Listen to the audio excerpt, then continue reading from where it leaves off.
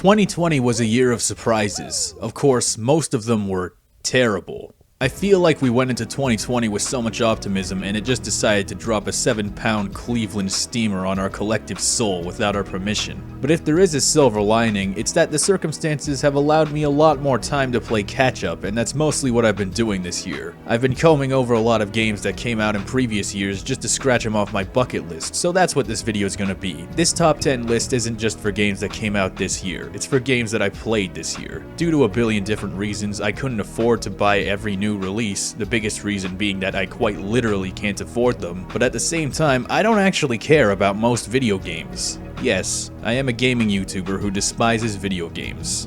Alright, let's get started.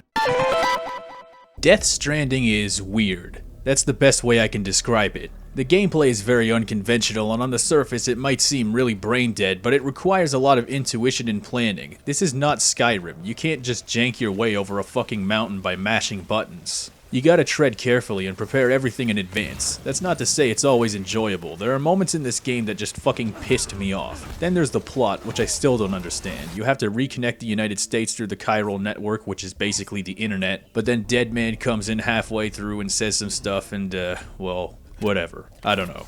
But Death Stranding's biggest strength is easily just immersing you in this desolate, moody, huge world set against a beautiful soundtrack. It's not a game for everybody, but if you do play it, I'd recommend the easier difficulties, at least for your first playthrough, just because the game is really weird and takes a lot of time to get used to.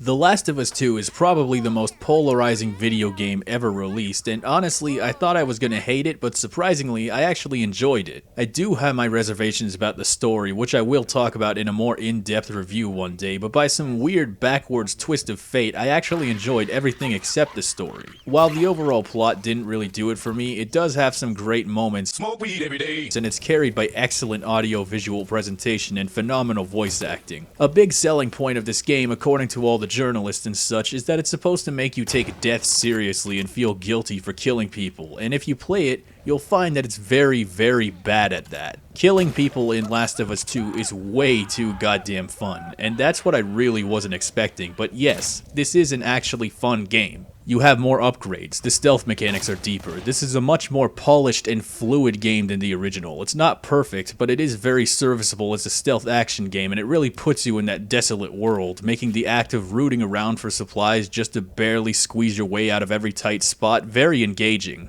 I would definitely recommend playing this at least on the hard difficulty if you're looking for a good time.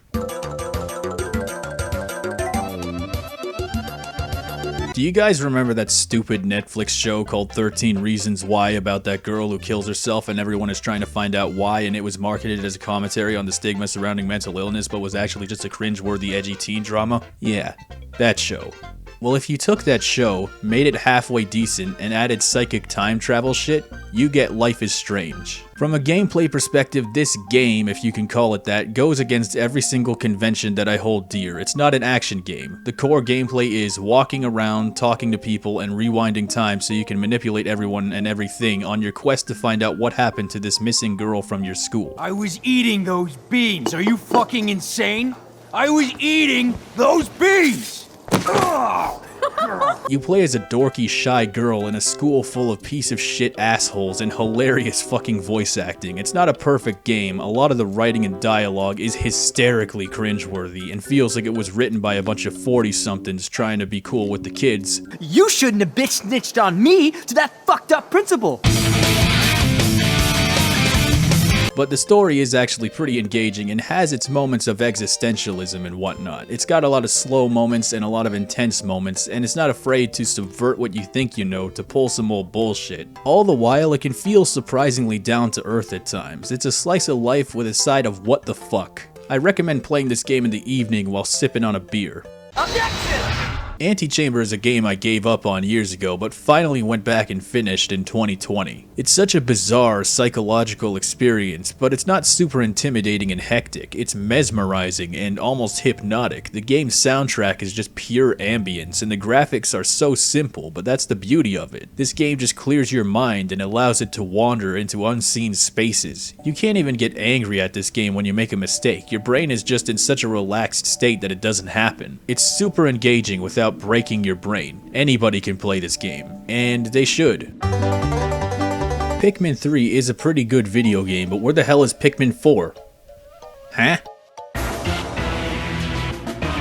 My appreciation for the Borderlands series has been slowly waning as I got older, and I was expecting Borderlands 3 to be a very disappointing sequel. I figured it'd just be Borderlands 2 except with slightly better graphics. So I was very happy to learn that I was wrong, and just visually, wow, I'm very impressed with how this game looks, and the sound design is awesome. Every time you pull the trigger in this game, it's like an event. The sounds are just so weighty and thumpy. The game even has new movement options too. You got this little ledge grab move and this badass slide move. All of this makes for a more interesting experience than the previous games. Having fun with Borderlands again is such a uniquely special feeling for a guy who has spent much of the last few years looking at the industry with nothing but pessimism, and I'm impressed that this game actually managed to be somewhat fresh. It's crazy how such subtle additions can make a game feel good again.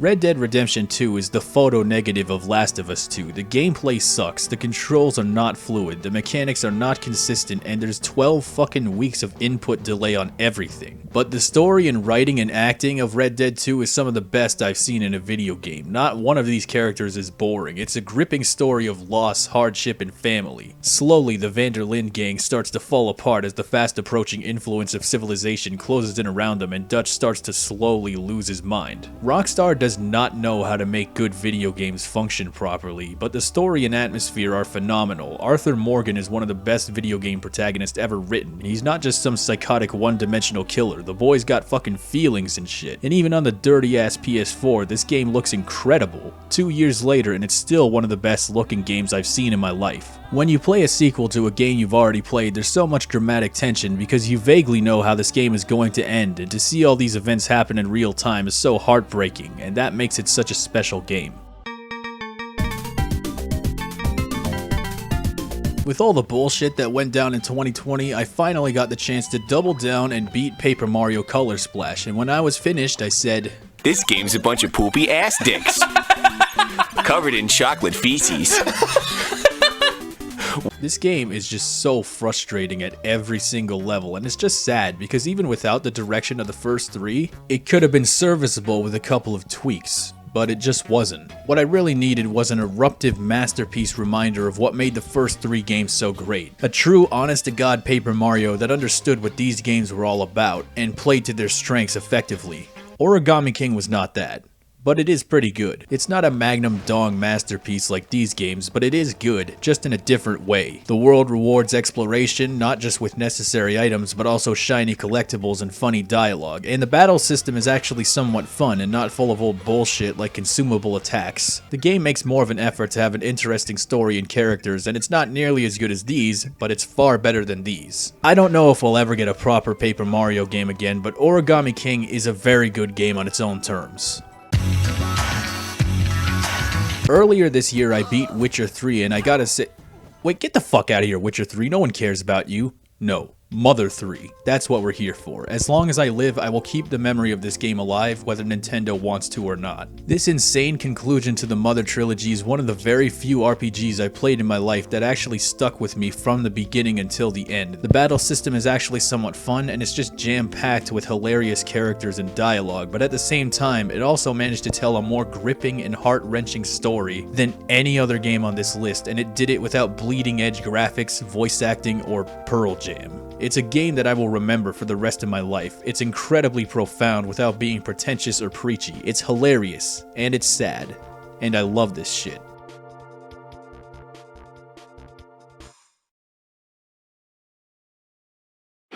Against all the evil that hell can conjure, all the wickedness that mankind can produce, we will send unto them only you. Rip and tear until it is done. Doom Eternal is the best FPS I've ever played in my life. The movement and shooting is so intense, the enemies are fucking crazy, and it just doesn't hold anything back. It's so intense, and it's so deadly. It's the most fun I've had with a game in years, and it won nothing at the Game Awards. Yeah. Don't watch the Game Awards.